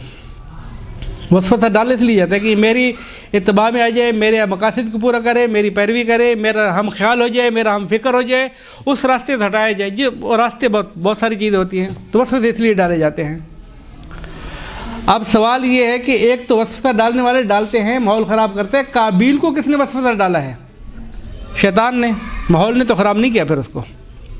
लेकिन बाद ऐसी चीज़ें कि जो माहौल भी ख़राब करती हैं, बाद ऐसी चीज़ें कि जो इंसान ख़ुद पस्ती में चला जाता है। ये सारी मिसालें हैं। तो एक मिसाल हमारी आई थी हज़रत उमर के बारे में। हज़रत उमर जो अमीरुल मोमिनीन के फ़र्जंद हैं, ये अमीरुल मोमिनीन के फ़र्जंद हैं, लेकिन तारीख़ ने बताया है, बाद मौरख़ीन ने लिख दिया है कि करबला के मैदान में हज़रत के साथ शरीक नहीं हो गए हैं, अपने भाई सैयद शुहदा का साथ नहीं दिया है। पहली बात, अगरचे बाद ने शुहदा करबला में उनका नाम लिखा है दफन होने में, लेकिन हकीकत यह कि साथ नहीं दिया है। दूसरी बात, साथ तो नहीं दिया अपनी जगह पर। जब हज़रत मुख्तार ने क़याम किया है खून का बदला लेने के लिए तो ज़ुबैरियों का साथ दिया है। एक दूसरी मुश्किल। फिर हज़रत मुख्तार के ख़िलाफ़ लड़ते लड़ते मारे भी गए। तीसरी मुश्किल, हज़रत इमाम ज़ैनुल आबिदीन अलैहिस्सलाम की खिदमत में इनके बेटे आते हैं और कहते हैं कि मौला मेरा रास्ता अपने वालिद के रास्ते से जुदा है, आप मुझे माफ़ कर दें। तो हज़रत इमाम ने फरमाया कि मैंने आपको माफ़ किया है, मुझे पता है वो हमारे चचे का किरदार अपना है हम, लेकिन आपके साथ उसको कोई वास्ता नहीं है। एक लंबी दास्तान, लेकिन मैं यहाँ पर रुक के अर्ज़ करूँ कि ये हमारे यहाँ पेचीदगी मुश्किल हैं, ये मुश्किलात हमारे साथ हैं इस वक्त। हमारे साथ है क्या कि कसूर मेरे भाई ने किया, बदला हमने सबसे लेना है। इस वक्त का माहौल यही चल रहा है ना, कसूर एक ने किया होता है, दुश्मनी सबसे हो जाती है। शादियाँ होती हैं आजकल तब्दीली की, इसके घर की उसके बदले में आ गई है, अब उसका घर किसी वजह से बर्बाद हो तो वो बेचारी खामखा बर्बाद हो गई है। ये इसको कहते हैं बदले। ये कौन करवाता है? ये शैतान करवाता है, वसवसे करवाता है।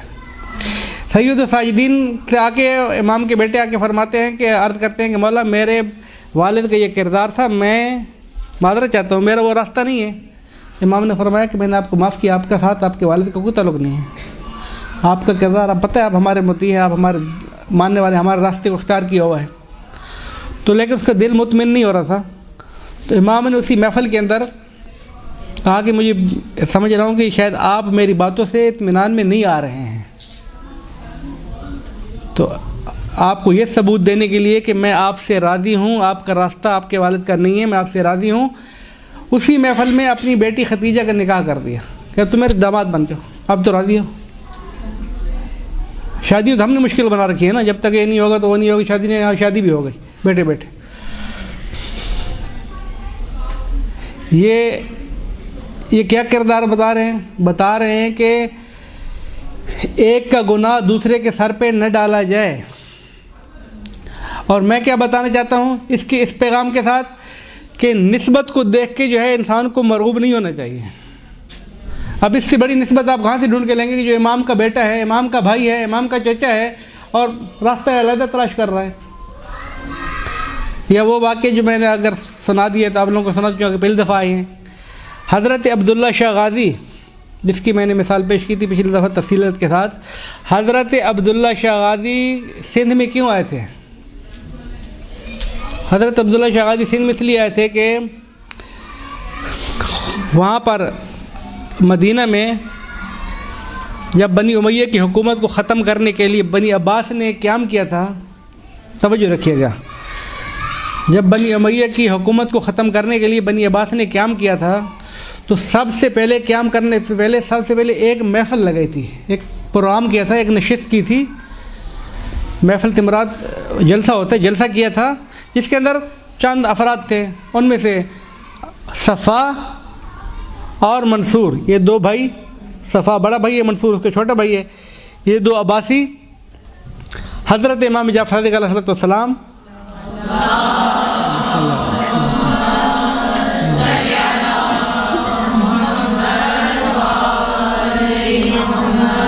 हज़रत अब्दुल्ला महद के दो बेटे इब्राहीम और मोहम्मद, ये अफराद जमा हुए हैं। अब्दुल्ला महद कौन है? मैंने तफसील के साथ बता दी, जल्दी आप लोगों को बता दूं। अब्दुल्ला महद इमाम हसन मुज्तबा के सगे पोते हैं, हसन मुसन्ना के बेटे हैं। अब्दुल्ला महद इमाम हसन मुज्तबा के सगे पोते हैं और शहीद करबला के सगे नवासे हैं। जिस फ़ातिमा कुबरा के बारे में आप लोग पढ़ते हैं और मसाइब पढ़ते हैं, फ़ातिमा कुबरा अब्दुल्ला महद की वालदा है, जिसकी शादी हम हज़रत कासिम से पढ़ते हैं, वो फिर वही बात की एक दास्तान है। लेकिन फ़ातिमा कुबरा की शादी हज़रत हसन मुसन्ना से हुई है और हसन मुसन्ना से उनके बेटे हैं हज़रत अब्दुल्ला महद। अब्दुल्ला महद अब शजरा उसका क्या है? दादा है इमाम, नाना भी इमाम, तो इससे ज़्यादा तो नज़दीकी शजरे बहुत कम ढूंढे। हज़रत इमाम बाकर के शजरा ये है, एक हज़रत इमाम बाकर है, एक हज़रत अब्दुल्ला है। हज़रत इमाम बाकर का शजरा क्या है? ये वाला है। हज़रत इमाम बाकर अलैहिस्सलाम के दादा सैयदुश्शुहदा हैं, नाना इमाम हसन मुज्तबा हैं। ठीक है, इनके दादा इमाम हसन मुज्तबा हैं, नाना सैयदुश्शुहदा हैं। ये दो आदमी ऐसे कायनात में हैं कि जो नाना भी इमाम, दादा भी इमाम है। अब इससे बड़ा तो निस्बत का शजरा आप कहीं से ढूंढ के नहीं ला सकते जो इमामत में घिरा हुआ हो। लेकिन हज़रत अब्दुल्ला महद ने जब महफ़िल लगाई, महफ़िल के जब जलसा हुआ तो जलसे के दौरान इसका एजेंडा क्या था? एजेंडा ये था कि बनी उमैया के ख़िलाफ़ हमने क़याम करना है और क़याम के लिए मेहदी के हाथ के ऊपर बैयत करनी पड़ेगी। मेहदी पर, मेहदी जिसने मेरे जद ने फरमाया है कि मेहदी आएगा आखिर ज़माने में और ज़मीन को अदल इंसाफ से भर देगा और क़याम करेगा और ये करेगा, उस मेहदी के हाथ पे बैयत करेंगे तो ज़मीन अदल इंसाफ से भर जाएगी। उस मेहदी के हाथ पे बैयत करो। मेहदी है कौन? अब्दुल्ला शगादी के वालिद, ये मेहदी है। बैयत किसने करनी है? सफ़ा ने, मंसूर ने, ख़ुद उनके वालिद अब्दुल्ला महद ने, इब्राहीम ने। किसके हाथ पे? मोहम्मद नफ्स ज़किया। अब्दुल्ला शगादी का शजरा क्या है? अब्दुल्ला शगादी, मोहम्मद नफ्स ज़किया, अब्दुल्ला महद, हसन मुसन्ना, इमाम हसन मुज्तबा। तो ये अब्दुल्ला शगादी के वालिद अब्दुल्ला महद के बेटे, इनको बनाया जा रहा है मेहदी, क्योंकि इसका नाम मोहम्मद है। मेरे बाद मेरा बेटा आएगा जिसका नाम मेरे नाम पर होगा। जब वो ज़हूर करेगा तो दुनिया को अदल इंसाफ से भर देगा। जुल्म जोर से इस तरह भर चुके, जुल्म जोर का ख़ात्मा कर देगा। इन्होंने कहा जुल्म जोर फैल चुका है, इसके ख़ात्मे के लिए इस मोहम्मद के हाथ पे बैयत की जाए। अब वो सारे बैयत का तो कर रहे हैं, लेकिन एक शख्सियत बीच में बैठी जिससे बैयत करवाई जा रही है, वो कौन है? इमाम सादिक। अब वक्त का मासूम इमाम अगर गैर मासूम के हाथ पे बैयत कर देगा तो इमामत का ठिकाना कहाँ रहेगा? ये ऐसे मौक़े होते हैं जहाँ पर हक बोलना वाजिब हो जाता है, यहाँ पर तकैया मकैया कुछ भी नहीं चलता। फिर अब सैयदुश्शुहदा के इस नवासे, इस बेटे ने, पोते ने, इमाम सादिक ने फरमाया कि हज़रत अब्दुल्ला बात सुने, ये दो भाई आपको धोखा देंगे, मंसूर और सफ़ा आपको धोखा देंगे। जिस मेहदी ने ज़हूर करना है और मेरी जाति ने फरमाया है, वो मेहदी ये नहीं है, वो मेरी नस्ल से है, वो मेरा बेटा है। उसने ज़हूर के ज़माने में करना, वो खुदाई एक राज है, वो खुदाई एक मनसूबाबंदी अपने तरीके से जब होगी तो होगी।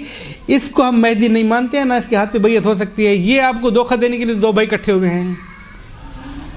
अब सारे के सारे सैयद है बैठे हैं ना, सारे सैयद थे, फातमी थे, हसनी भी, हुसैनी भी, सारी भी हैं। तो उन्होंने हज़रत इमाम सादिक से ये कहा कि तेनी अभी तारीख़ न लिखती होती तो नकल न कर सकते थे, लेकिन मुश्किल हो गई है कि सब थे तारीख़ के अंदर। कि उन्होंने कहा वादे तौर पे इमाम सादिक से कि तुम हमसे हसद करते हो। अब इमाम ने कहा हम हसद करते हैं, जो कुछ कहते हैं मुझे हसद करने की ज़रूरत नहीं, लेकिन ये मेहदी नहीं है।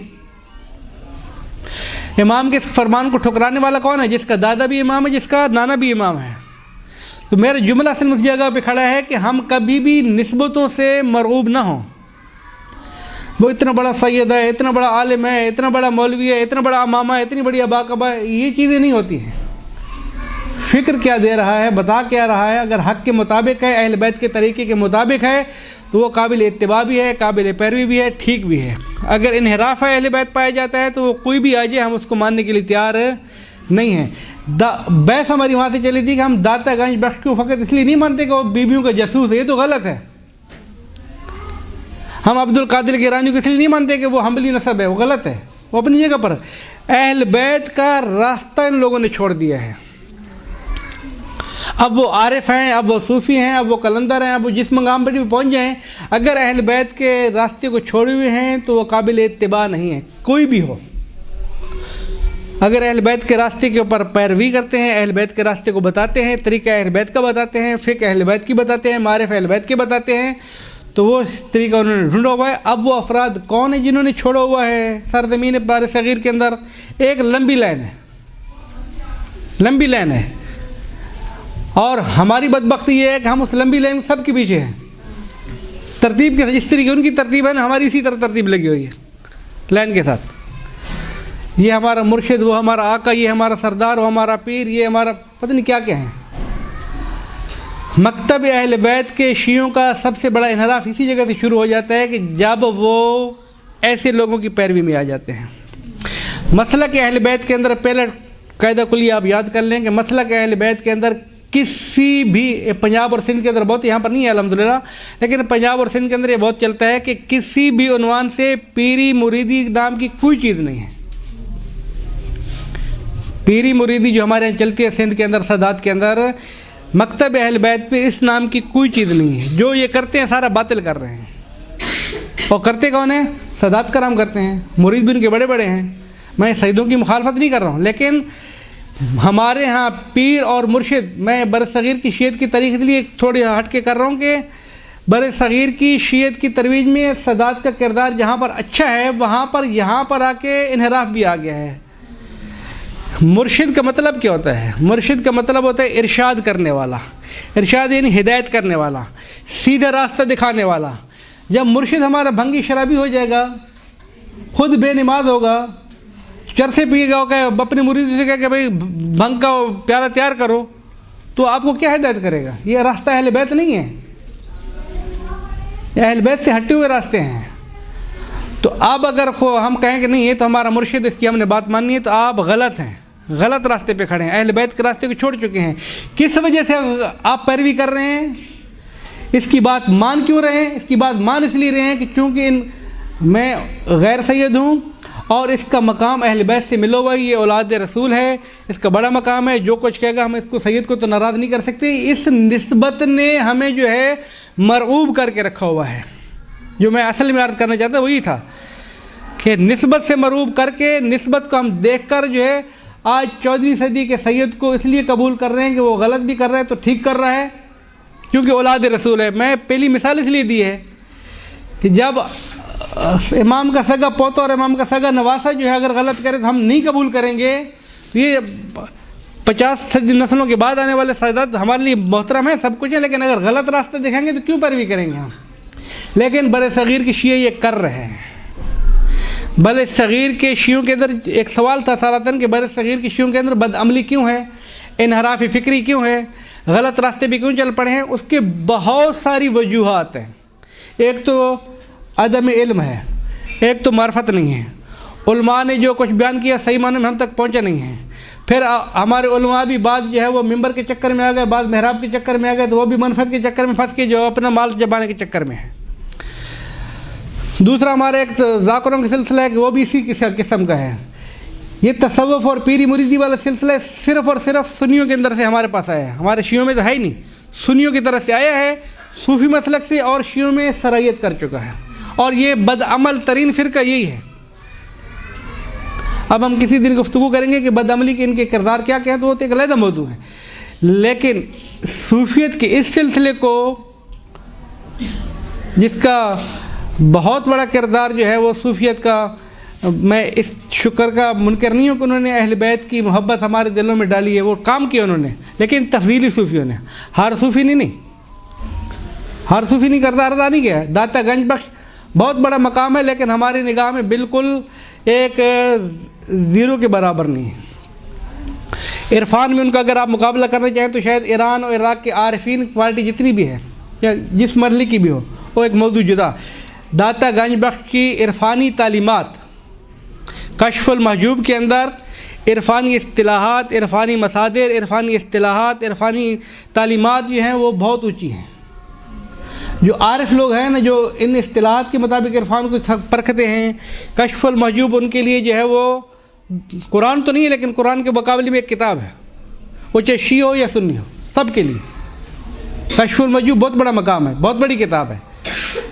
वो एक इस्तिलाहात हैं, वो एक इल्म है। वो उस चीज़ों को छोड़ के, हम उसके किरदार को छोड़ के उसके अफ़कार इल्मी को देखें और एतक़ादी अफ़कार को देखें तो वो मुनहरिफ अहल बैत है। तालीमात अहल बैत को उसने छोड़ा हुआ है। आरिफ है, लेकिन ऐसा आरिफ कि जिसने अहल बैत का रास्ता अख्तियार नहीं किया है, फ़िक्री तौर पे वो हम्बली है। हम ऐसों को क्यों कबूल करते हैं? ये मैं बार बार तकरार क्यों कर रहा हूँ? इसलिए कि हमारे उलमा की फहरिस्त में बाद औक़ात बड़े नाम आ जाते हैं कि जो हवाले के तौर पर कश्फ महजूब पेश करते हैं। दाता ने लिख दिया है भाई, कश्फ महजूब के अंदर दाता ने लिख दिया है। वो अगर आरिफ है तो अपनी इस्तिलाहत का आरिफ है, उस हकीकत का आरिफ नहीं है। वो इरफान उसको नहीं समझ में आया। अगर इरफान समझ में आता तो दर अहल बैत पे आता। लिहाजा इसी तरीके से और भी बहुत सारे नाम हैं, लेकिन अभी मेरे ख्याल में वक्त बहुत हो चुका है।